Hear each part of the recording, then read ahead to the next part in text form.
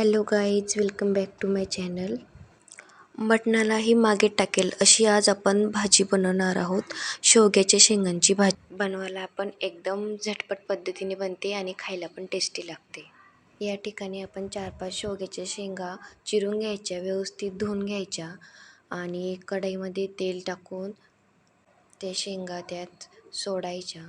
त्याचबरोबर मीठ घालायचं थोडंसं आणि 2 मिनटं होऊ द्यायचं. त्यानंतर त्यात थोडीशी हळद घालायची आणि थोडंसं पाणी टाकून मिक्स होऊ द्यायचं आणि 10 मिनटं याला शिजू द्यायचं. तोपर्यंत आपण आपला मसाला रेडी करून ठेवूयात. आता एक पॅन घ्यायचं, त्यामध्ये अशा प्रकारे कांदा बारीक करून त्याला भाजून घ्यायचा कांद्याला.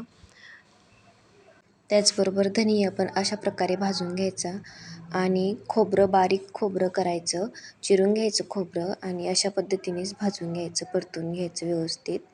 गॅस लोचा असला तरी चालेल.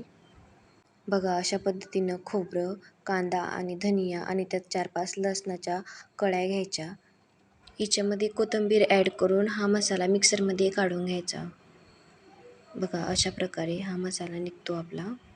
चला तर आता आपल्या शेंगा रेडी झालेल्या आहेत. बघायचं, असं नरम झालेल्या असतात त्या, खूप गरम असतात, थोडंसं हळू.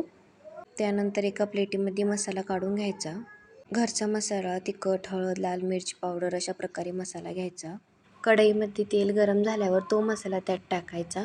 वरून पाणी टाकायचं जेणेकरून आपला मसाला जळणार नाही. मसाला तेल सुटेपर्यंत चांगला असा भाजून घ्यायचा बघा.